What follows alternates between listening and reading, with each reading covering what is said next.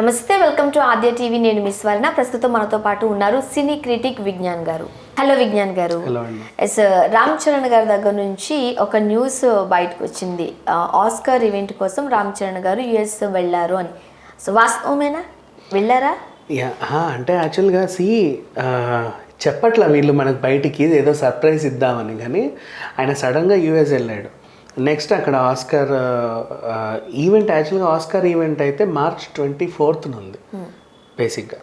So సడన్గా US వెళ్ళాడు. వాళ్ళ నుంచి ఆస్కార్ వాళ్ళ నుంచి కాల్ వచ్చింది, అందుకే ఈయన వెళ్ళాడు. జనరల్గా ఇన్విటేషన్ ఉంటేనే వెళుతూ ఉంటారు. ఇన్విటేషన్ ఉంటారు, వాళ్ళు పిలిస్తేనే వెళ్తారు, లేకపోతే ఎవరు వెళ్ళరు కదా. 1 month ముందు వెళ్ళిపోతారా? 1 month ముందు అదే ఆలోచిస్తున్నాను నేను కూడా. నాకు అదే March 24th యాక్చువల్గా. అంటే మేబీ ఇప్పుడు ఈవెంట్ చేసి March 24th ఏమన్నా రిలీజ్ చేస్తారేమో దాన్ని. ఈ మధ్యకాలం మనకు ముందే షూట్స్ అవుతూ ఉంటాయి కదా, షూటింగ్ ముందు అవుతుంది, తర్వాత ఎప్పుడో రిలీజ్ చేస్తారు. సో అంటే దాన్ని మళ్ళీ నీట్గా ఎడిట్ చేసి వాళ్ళకి అందంగా ఒక దిద్ది పెడతారు కదా. అంటే మేబీ అంత టైం పట్టొచ్చో లేదో, బట్ ఓవరాల్ లైవ్ అయితే ఇవ్వర్లే కదా.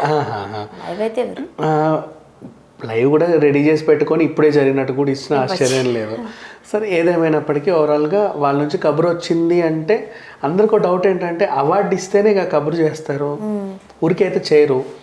మేబీ నాటికి ఏమన్నా అవార్డు వచ్చిందేమో, అది అందుకోవడానికి అని చెప్పి వీళ్ళని పిలిచారేమో అని అనిపించింది. చరణ్ ఒక్కడే వెళ్ళాడు, ఇంకా మిగతా వాళ్ళు ఎవరు వెళ్ళాలా. అదే తారక్ కనిపించలేదు మనకి. తారక్ అంటే ఇప్పుడు మనకి ఆల్రెడీ తెలిసిందే కదా, తారక రత్న ఆయన కదా. ఆయన తారక్ అంత బాధలో ఉన్నప్పుడు రామ్ చరణ్ ఒక 2 days ఆగి వెళితే బాగుండేదేమో అని కూడా కొంతమంది. ఈవెంట్ 2 days తర్వాత ఈవెంట్ ఎవరు చేయాలి మళ్ళీ వీళ్ళకి? కరెక్ట్ ఈవెంట్ చేశారు. సరే, ఈయన ఏదో వెళ్ళాడు ఆయన లేకుండా. కానీ ఒకవేళ నాటు పాటకు అవార్డు వస్తే కనుక కీరవాణికి ఇవ్వాలి. సరే, అందులో నటించినందుకు వీళ్ళకి కూడా ఇస్తారా? మీరు చెప్పాలి. నాకు తెలిసే ఇవ్వరు. బెస్ట్ యాక్టర్గా ఇంకో దాంట్లో నామినేట్ అయితే తెలుసు. అండ్ యాక్టర్గా కూడా ఎన్టీఆర్ గారిని నామినేషన్స్ వరకు తీసుకెళ్లారు. అండ్ అది వాళ్ళకి లాస్ట్ వరకు వెళ్ళింది, కానీ రాలా. బట్ ఏదేమైనప్పటికీ కూడా నాటు పాటకే వెళ్ళింది. మేబీ ఇప్పుడు రీసెంట్గా దాదాసాహెబ్ ఫాల్కే అవార్డ్స్ ఇస్తే రణబీర్ కపూర్ రానందుకు అలియా వెళ్ళి అందుకుంది. అలా ఈ యూనిట్ తరఫున ఈయన వెళ్ళి అవార్డు అందుకుంటున్నాడేమో మేబీ అనుకోవచ్చు. కీరవాణి గారు వెళ్ళలేకపోతున్నారని నేను అనట్లా. అంటే ఈ రకంగా వెళ్ళి అక్కడ హాలీవుడ్ వాళ్ళందరితో పరిచయాలు పెంచుకొని పలానా అతను ఎవరు వాళ్ళ అవార్డు తీసుకున్నారు అని చెప్పి ఆయనకు అక్కడే ఏమన్నా అవకాశాలు ఇస్తారేమో అని ఈయనని పంపమని ఏమన్నా ప్రెషర్ వచ్చిందేమో. మీరు ఎట్లా వెళ్ళొచ్చారు కదా, అందరు వెళ్ళారు, పరిచయం అయ్యారు అందరు. ఇంకా జేమ్స్ కెమెరాన్ వీళ్ళందరినీ ఇంటర్వ్యూలు చేశారు మీరు, ఇంకెందుకు నా కొడుకు కొంచెం ఇలా ఉంటే బాగుండని ఎక్కడ చిరంజీవి గారు ఏమైనా పంపించారేమో రికమెండ్ చేసి. ఆయన వెళ్ళి అక్కడ ఇలా తీసుకున్నాడు అనుకోండి అవార్డు, 10 మంది 10 ఫోటోలు తీస్తారు, ఎవరైనా అంటారు, ఆర్ఆర్ఆర్ అని ఎతుకుతారు. బాగా చేశాడు, పల్లె మనం కూడా పెట్టుకుందాం అనుకుంటే హాలీవుడ్ అవకాశాలు కూడా వస్తాయి కదా. ఉండవా మరి ప్రతిష్టాత్మక అవార్డు అంటే? ఊరికి ఇప్పుడు కీరవాణి వెళ్ళి అందుకుని ఏం చేస్తాడు ఆయన? హాలీవుడ్ సినిమాకి ఏమన్నా మ్యూజిక్ చేస్తాడా? లేదు, చెయ్యొచ్చు. అయినప్పటికీ కూడా అంత ఇదిగా ఏం ఉండదు. యాక్టర్కి ప్రొజెక్షన్ అయినంత లెవెల్లో వాళ్ళకు ఉండదు కదా. అక్కడ వీళ్ళలాగా నాటు గెంతులు ఉండవు కదా హాలీవుడ్ సినిమాలలో. రైట్. సో అండ్ ఇంకా రాసిన లిరిసిస్ట్ని పంపారనుకోండి, ఆయన వెళ్ళి ఏం చేస్తారు? ఇంగ్లీష్ సినిమాలకు పాటలు రాస్తాడా? లేదు. నెక్స్ట్ ఇంకెవరినైనా చంద్రబోస్ గారిని పంపిన, ఆ డ్యాన్స్ కంపోజ్ చేసిన ఇంకొక అబ్బాయిని పంపిన, మేబీ ఆ అబ్బాయి వెళ్ళొచ్చు, నాట్ బ్యాడ్. బట్ పంపరు కదా అక్కడ. హాలీవుడ్ వాళ్ళకి ఈ డ్యాన్సులు కుదరవు కదా, మళ్ళీ వాళ్ళే వేరు. సరే, ఏదేమైనప్పటికీ చరణ్ వెళ్తే కొంచెం మైలేజ్ బాగుంటుంది. అండ్ జూనియర్ ఎన్టీఆర్ గారు ఈ కస్టర్డ్ సమయంలో ఉన్నప్పుడు రామ్ చరణ్కి జూనియర్ ఎన్టీఆర్కి మధ్య మంచి స్నేహబంధం ఉంది. అట్లీస్ట్ ఓదార్చడానికి కూడా పక్కన ఒక 10 నిమిషాలు కూడా లేరు అనేది కూడా సోషల్ మీడియాలో మనం కమెంట్స్ చూస్తాం. వీళ్ళకి ఇట్లాంటివి ఏమన్నా వస్తే అవి పట్టించుకోరు బేసిక్గా. సీరియస్లీ ఆ విషయం ముందు నుంచే ఉంది. ఎందుకంటే ఇప్పుడు యాక్చువల్గా మొన్న వీళ్ళు జమున గారు చనిపోయిన రోజు, తర్వాత తారక రత్నకి ఏదో అయింది అని తెలిసిన రోజు దేశమంతా జమున గారు అంత్యక్రియలు నెక్స్ట్ డే. అట్లాంటి సిటీ అండ్ తారక రత్న హాస్పిటల్లో అందరూ వెళ్ళడం రావడం, అందరూ అటు ఇటు. నెక్స్ట్ ఆ మధ్యలో ఒక డబ్బింగ్ ఆర్టిస్ట్ చనిపోవడం.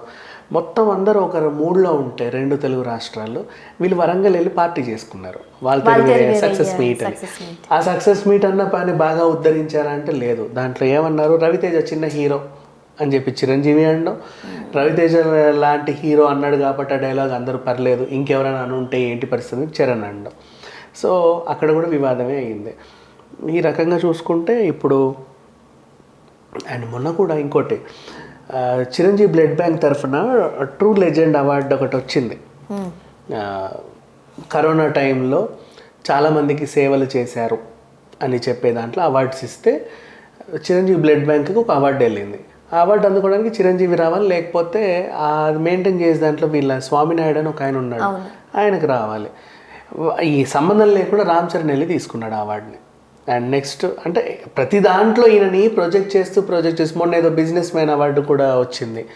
ఈయనని అంటే అవార్డులతో ఈయనని ఎక్కడికో ఎత్తేయాలన్న ప్రయత్నం చేస్తున్నారు. ఎందుకంటే వీళ్ళ ఉద్దేశం తారక్తో పోటో ఇంకేదో కాదు, అల్లు అర్జున్తో పోటీ. అల్లు అర్జున్కి వాళ్ళు గుర్తించి అవార్డులు ఇస్తున్నారు, ఈయనకి ఎందుకు రావద్దని చెప్పి ఈయనని పైకి తీసుకెళ్తున్నారు అనమాట. ఇదే జరిగేది, అంత మించి ఇంకేం లేదు. జనరల్గా ఇండస్ట్రీలో కష్టాల్లో ఉన్నప్పుడు కొంతమంది పెద్ద స్టార్స్ను కూడా మనం అక్కడ చూడం. బట్ చిరంజీవి గారు మాత్రం ఏదో ఒక టైంలో వెళ్ళి కనిపించి పలకరించి రావడం మనం చూస్తూనే ఉంటాం, ఏ మాటకు ఆ మాట. బట్ మనం నాగార్జున గారిని పెద్దగా చూడం, వాళ్ళ ఫ్యామిలీని పెద్దగా చూడం. అండ్ ఇప్పుడు రామ్ చరణ్ గారు అని మనం ఎందుకు అంటున్నామంటే జూనియర్ ఎన్టీఆర్తో మంచి సత్సంబంధం ఉంది కదా, సంబంధం ఉంది. 10 నిమిషాలు వెళ్ళి మన సినిమాకి ఏదో పురస్కారం వచ్చింది, నువ్వు ఇక్కడ ఉన్నావు అని వచ్చి సరే నేను వెళ్తున్నాను ఒక ఓదారిపోయే పర్లేదు, బాగానే ఉంటుంది. అన్ని సార్లు ఫోన్లో అయినా కూడా బాగోదు, దగ్గరికి వెళ్ళాలి అట్లీస్ట్ ఏదో ఒకటి. అండ్ అయినప్పటికీ కూడా వీళ్ళకి ఏంటంటే ఏం పట్టవు ఇదే ఈ ప్రొజెక్షన్. ఇంకోటి ఇప్పుడు ఇందాక ట్రూ లెజెండ్ అవార్డు గురించి మాట్లాడుకుంటే దాంట్లో నామినేషన్లు ఎవరెవరు ఉన్నారో తెలుసా? బసవతారకం నుంచి ఎన్టీఆర్ గారు నామినేట్ చేశారు, చిరంజీవి బ్లడ్ బ్యాంక్ నుంచి రామ్ చరణ్ తేజ నామినేట్ చేశారు, కరోనా టైంలో చాలామందికి సేవలు చేశారని సోను సూద్ గారిని నామినేట్ చేశారు.